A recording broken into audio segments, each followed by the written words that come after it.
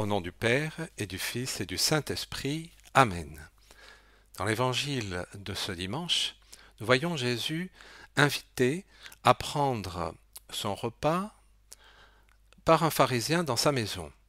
S'y trouvent également d'autres pharisiens, et Jésus remarque qu'ils choisissent toujours les premières places. Et c'est alors qu'il raconte deux paraboles. Le pape Benoît XVI, lorsqu'il expliquait ce passage, disait que le Seigneur n'a pas pour intention de donner une leçon de savoir-vivre. Il insiste plutôt sur un point décisif, celui de la vertu de l'humilité. Qui s'élève sera abaissé, qui s'abaisse sera élevé. Dans la première parabole, Jésus dit « Quand quelqu'un t'invite à des noces, ne va pas t'installer à la première place de peur qu'il y ait invité un autre plus considéré que toi.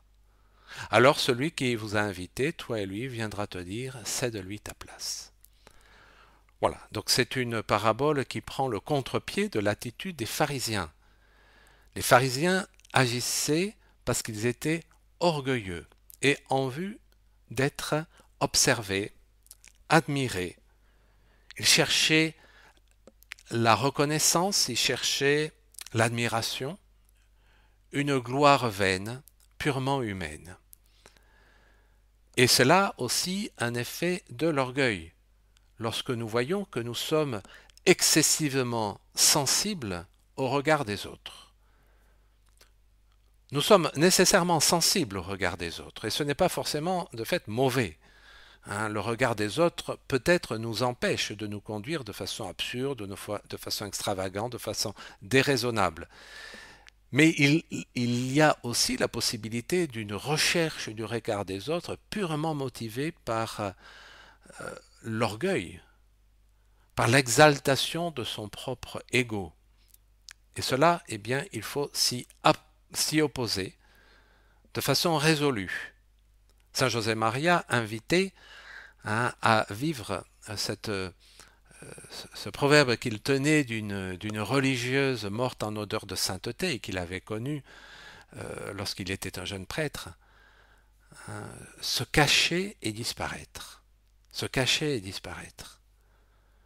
Il ne s'agit pas évidemment de disparaître de la vue des autres. L'humilité, ce n'est pas non plus se rapetisser excessivement, se minimiser, mais c'est cacher surtout le vieil homme, c'est-à-dire ce quelqu'un qui se trouve dans notre âme et qui nous pousse à vouloir paraître, à être le centre des regards, à être le centre des conversations, à rechercher une place qui n'est pas la nôtre. Et c'est pourquoi le Seigneur lui dit, mais ne va pas t'installer à la première place, va au fond. Alors celui qui t'a invité viendra peut-être te dire, eh bien, monte plus haut, mon ami, avance plus haut. Et ce sera pour toi un honneur aux yeux de tous ceux qui seront à la table avec toi. En effet, quiconque s'élève sera abaissé, et qui s'abaisse sera élevé. Ne cherchons pas donc à paraître.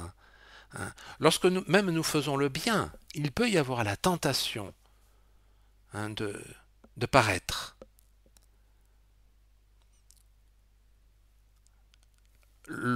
L'exemple le plus significatif, me semble-t-il, que l'on trouve dans l'Évangile, d'une personne qui n'a pas recherché le regard de Dieu, mais le regard des hommes et le regard de Dieu, c'est évidemment la Vierge Marie. Le Tout-Puissant a posé son regard sur l'humilité de sa servante. Voilà ce que recherche Notre-Dame, le regard de Dieu. Et nous sommes invités aussi à rechercher avant tout le regard de Dieu dans tout ce que nous faisons. Peut-être que Dieu voudra que nous fassions des choses qui peuvent surprendre d'autres personnes, mais c'est une question de justice, d'honnêteté, de droiture d'intention. La société actuelle ne nous conduit pas sur des voies d'observance des commandements de Dieu, nous le voyons bien, et parfois notre conduite va choquer, va surprendre. Et, disait Saint José Maria, c'est précisément ce contraste qui doit être pour toi une vie vécu de façon naturelle, normale. Moi, je veux vivre selon le regard de Dieu, de façon normale, naturelle, sans faire des choses bizarres, mais avant tout sous le regard de Dieu. Ensuite, eh bien, le Seigneur s'adresse à celui qui l'a invité, le pharisien, et lui dit, quand tu donnes un déjeuner ou un dîner, n'invite pas tes amis, ni tes frères, ni tes parents, ni de riches voisins, sinon eux aussi te rendraient l'invitation et ce serait pour toi un don en retour. Au contraire, quand tu donnes une réception, invite des pauvres, des estropiés, des boiteux, des aveugles. Heureux seras-tu parce qu'ils n'ont rien à te donner en retour, cela te sera rendu à la résurrection des justes. Voilà aussi un possible effet du manque d'humilité,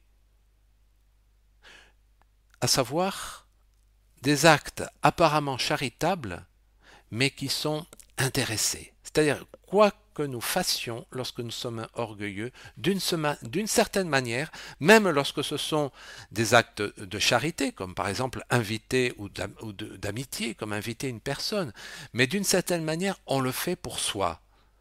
On attend quelque chose en retour.